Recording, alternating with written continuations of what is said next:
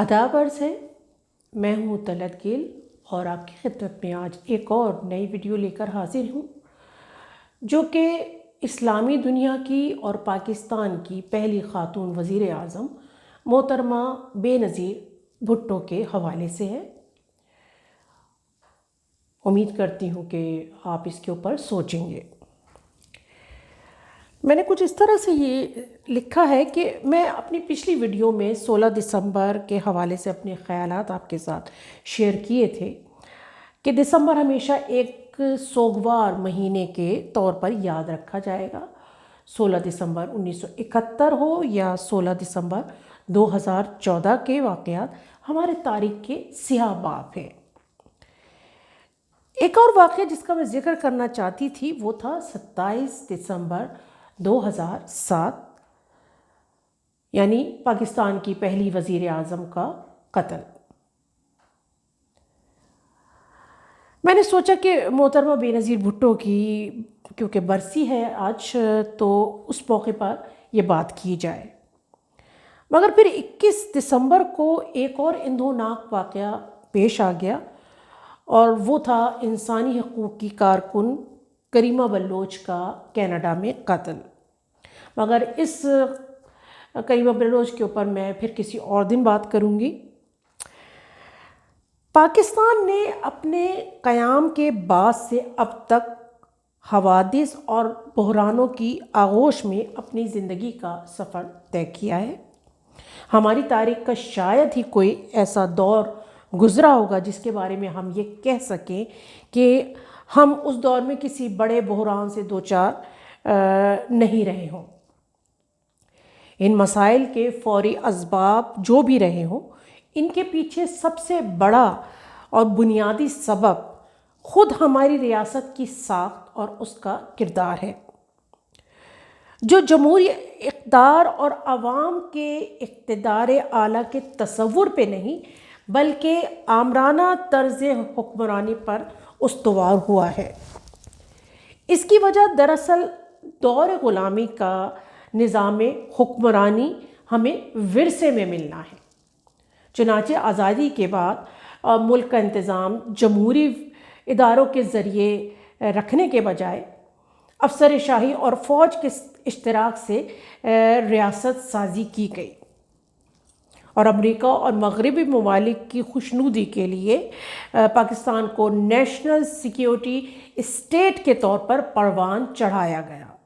تب سے اب تک ہماری ریاست کا بنیادی تشخص یا ڈھانچہ یہی ہے، اور ایسی ریاست اپنے جمہوری اوصاف سے محروم ہوتی ہے اور ریاست کے تقریباً تمام شعبوں کو اور ان کی ترجیحات کو عسکری نقطۂ نگاہ سے دیکھا جاتا ہے۔ یہی وجہ ہے کہ ایسی اسٹیٹ میں جمہوری حکومتیں نہایت کمزور ہوتی ہیں۔ پاکستان کی تاریخ میں تقریباً تمام جمہوری حکومتیں اسی لیے کامیاب نہیں ہو سکی۔ بھٹو خاندان نے 4 مرتبہ حکومت حاصل کی، مگر ان کی حکومت پر مختلف الزامات لگا کر ان کی حکومتیں ختم کی گئی۔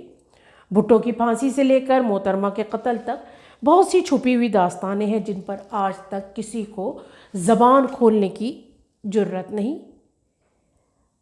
دراصل ہم زبان کھول نہیں سکتے، ہم جبر کے خلاف کھڑے نہیں ہو سکتے، اور جب میں خود یہ بات کرتی ہوں کہ ہم سوال کیوں نہیں کرتے، مگر دوسرے لمحے میں ڈر جاتی ہوں، کیونکہ جو سوال کرے گا وہ یا تو لاپتہ ہو جائے گا یا پھر اس کا بھی وہی حال ہوگا جو کریمہ بلوچ کا ہوا ہے۔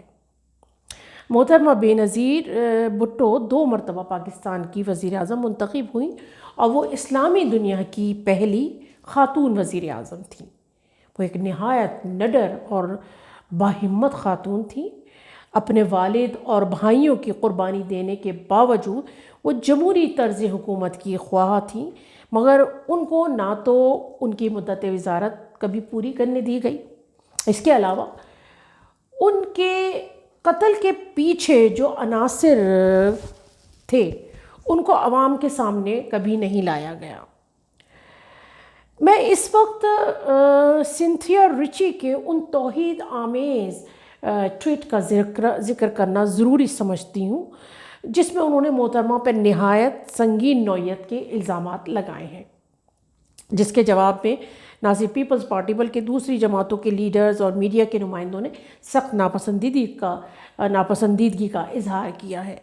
میں نے اپنے مختلف کالم سے ہمیشہ اس بات کی سخت مخالفت کی ہے کہ سیاسی مفادات کے لیے خواتین پر جس قسم کا کیچڑ اچھالا جاتا ہے یا ان کی کردار کشی کی جاتی ہے، اس کو ختم کرنا نہایت ضروری ہے۔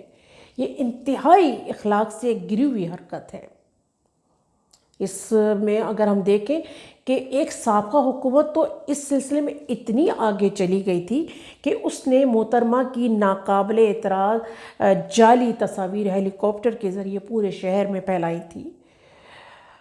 موجودہ حکومت نے بھی ایک سابقہ وزیر اعظم کی دختر کے لیے اسی طرح کے الزامات لگائے، اور اب سینتھیا ریچی نے جس طرح کے الزامات محترمہ پر لگائے ہیں اس پر سخت ایکشن لینے کی ضرورت ہے کہ وہ کون سے ایسے ملکی عناصر ہیں جو ان غیر ملکی افراد کو سہولت فراہم کر رہے ہیں اور جو پاکستانیوں سے زیادہ پاکستان کے محب وطن بن رہے ہیں۔ میں یہاں عوامی نیشنل پارٹی کی محترمہ بشریٰ گوہر کا اس ٹویٹ کا ذکر ضرور کروں گی جو انہوں نے اس الزام کے جواب میں دیا اور جس میں بہت سے سوالوں کے جواب ہیں۔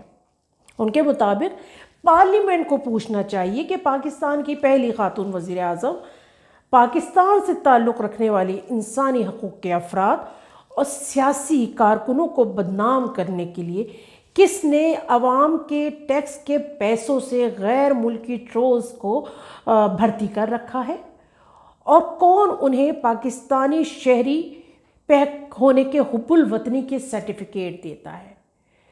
میرا خیال ہے یہ ایک ایسی چیز ہے کہ اس پہ پارلیمنٹ میں بحث کی ضرورت ہے اور اس کے اوپر باقاعدہ ایک تحقیقات ہونی چاہیے، اور میں یہ سمجھتی ہوں کہ پاکستان کی تمام سیاسی جماعتوں کو اس کے اوپر قدم اٹھانے کی ضرورت ہے، اس کے اوپر ایکشن لینے کی ضرورت ہے۔ امید ہے کہ محترمہ کے اوپر لگائے گئے ان الزامات کی ضرور تحقیقات کی جائے گی۔ بہت شکریہ۔